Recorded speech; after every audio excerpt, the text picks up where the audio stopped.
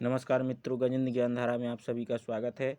आज हम जीवन परिचय की श्रृंखला में मलिक मोहम्मद जायसी का जीवन परिचय समझेंगे। तो देखिए, इससे पहले हमने कबीरदास का जीवन परिचय पढ़ा था। आज हम मलिक मोहम्मद जायसी का जीवन परिचय पढ़ाएंगे, जो सभी एग्जाम के लिए बहुत ही महत्वपूर्ण होगा। तो आइए शुरू करते हैं। संक्षिप्त परिचय पढ़ेंगे। तो देखिए, मलिक मोहम्मद जायसी का जन्म सन 1492 ईस्वी में, जन्म स्थान जायस नगर उत्तर प्रदेश, और इनके पिता का नाम शेख ममरेज था। और प्रमुख ग्रंथ यदि इनके देखें तो पद्मावत, अखरावट और आखिरी कलाम। और इनकी भाषा अवधी थी और शैली प्रबंध। शिक्षा इन्होंने साधु संतों की संगति में वेदांत, ज्योतिष, दर्शन, रसायन तथा हठयोग का पर्याप्त ज्ञान प्राप्त किया। और उपलब्धि हिंदी सूफी काव्यधारा के परंपरा के प्रवर्तक कहलाए। और इनकी मृत्यु सन 1542 को हुई। साहित्य में स्थान यदि हम देखें तो जो जायसी हैं, सूफी काव्य परंपरा के सर्वश्रेष्ठ कवि हैं। इन्होंने अपने काव्य में प्रबंध शैली का प्रयोग किया है। तो अब हम इनका जीवन परिचय विस्तार से समझते हैं। तो देखिए, मलिक मोहम्मद जायसी जी के जन्म के संबंध में अनेक मत हैं। इनकी रचनाओं में जो मत उभर कर सामने आता है, उसके अनुसार जायसी का जन्म सन 1492 ईस्वी के लगभग उत्तर प्रदेश के रायबरेली जिले के जायस नगर नामक स्थान पर हुआ था। इसलिए कहा जाता है कि जायस नगर मोर स्थानु, तहाँ आए कवि कीन बखानु। इस प्रकार से इनका जो जन्म स्थान था वो जायस नगर उत्तर प्रदेश था। जायस के निवासी होने के कारण यह जायसी कहलाए।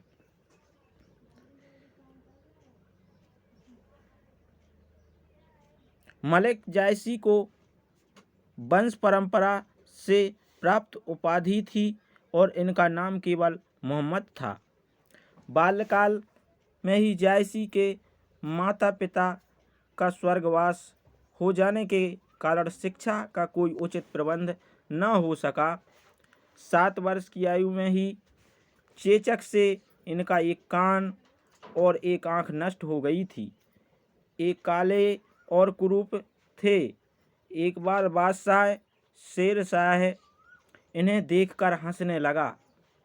तब जायसी ने कहा कि मोहिका हंसे ऐसी की को हरही, मोहिका हंसे की को हरही, अर्थात मुझ पर हंस रहा है कि उस हरि पर जिसने मुझे गढ़ा है, मुझे बनाया है, कि उस हरि पर।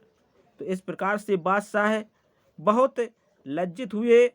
जायसी एक गृहस्थ के रूप में भी रहे।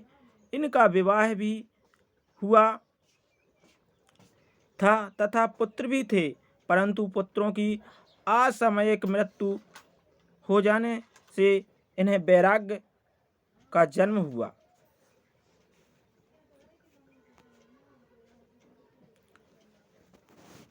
इनके 4 घनिष्ठ मित्र थे: यूसुफ मलिक, सालार कादिम, मियाँ और बड़े शेख।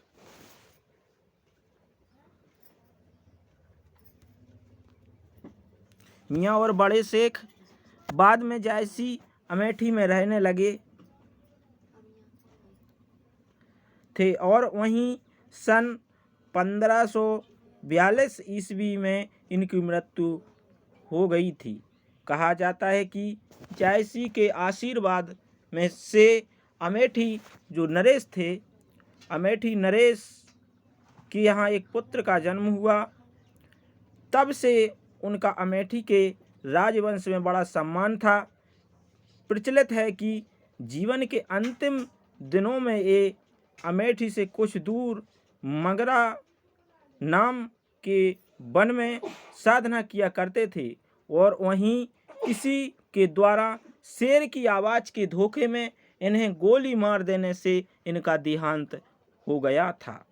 तो इस प्रकार से हमारे मलिक मोहम्मद जायसी का जन्म 1492 ईस्वी में जायस नगर उत्तर प्रदेश में, इनके पिता शेख ममरेज थे। इनके गुरु का नाम सैयद अशरफ था। इन्होंने अपने जीवन में रचना पद्मावत, अखरावत, आखिरी कलाम, चित्रलेखा, कहरनामा, इस प्रकार से इन ग्रंथों का लेखन कार्य किया और सन 1542 में अंत में मृत्यु हो गई।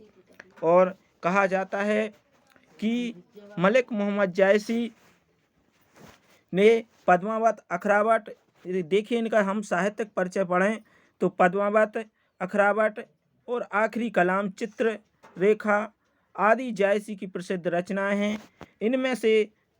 इनमें पद्मावत सर्वोत्कृष्ट है, वहीं जायसी की अक्षय कीर्ति का आधार है। आचार्य रामचंद्र शुक्ल के अनुसार इस ग्रंथ का प्रारंभ था वह 1520 ईस्वी में हुआ था और समाप्ति 1540 में हुई। इस प्रकार से जो पद्मावत था मलिक मोहम्मद जायसी का, इसकी रचना इन्होंने 1520 में प्रारंभ की और 1540 में से पूर्ण किया।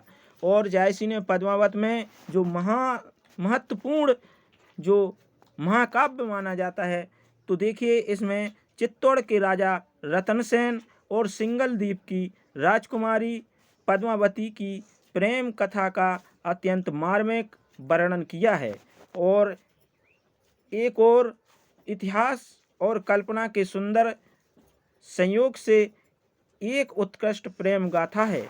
दूसरी ओर इसमें आध्यात्मिक प्रेम की भी अत्यंत भावमयी अभिव्यंजना है। इनकी भाषा अवधि और शैली प्रबंध है। तो इस प्रकार से यह इनका साहित्यिक योगदान रहा। अब हम इनकी कुछ कृतियाँ समझते हैं। देखिए इन्होंने पद्मावत, अखरावत, आखिरी कलाम, कहरनामा, चित्ररेखा और कान्हावत, इस प्रकार से यह 6 ग्रंथ लिखे। आचार्य रामचंद्र शुक्ल ने इनके केवल 3 ही ग्रंथ माने हैं, पद्मावत, अखरावत और आखिरी कलाम, ये रामचंद्र शुक्ल ने माने हैं।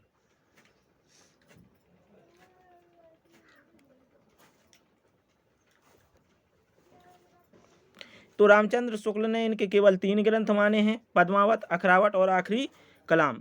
देखिए इनकी जो प्रसिद्धि और ख्याति का आधार रहा वो पद्मावत ग्रंथ ही है। देखिए इस ग्रंथ में इसमें पद्मिनी की जो प्रेम कथा है उसका रोचक वर्णन हुआ है। रतन सेन की देखिए जो पहली पत्नी थी उसका नाम था नागमती, और नागमती देखिए जिस समय राजा रतन सेन नागमती को छोड़कर पद्मावती से विवाह करने के लिए सिंगल द्वीप जाते हैं, उस समय नागमती किस प्रकार से वियोग में दुखी हैं उसका अनूठा वर्णन इन्होंने अपने पद्मावत के एक खंड नागमती वियोग वर्णन में किया है। और इसकी भाषा है जो अवधि है और इसकी रचना की जो शैली है और आदिकाल के जैन कवियों की दोहा चौपाई पद्धति से प्रभावित है, उसी का प्रभाव पड़ा है। तो इस प्रकार से मलिक मोहम्मद जायसी का जीवन परिचय पढ़ा। तो देखिए अब हम नेक्स्ट क्लास में अगले कवि का जीवन परिचय लेकर आएंगे। यदि आप लोगों को हमारी ये साहित्य की श्रृंखला समझ में आ रही है तो निश्चित ही हमारे चैनल को सब्सक्राइब कीजिए और वीडियो को लाइक कीजिए। अगली क्लास में अगला जीवन परिचय लेकर आएंगे। तब तक के लिए जय हिंद, जय हिंदी।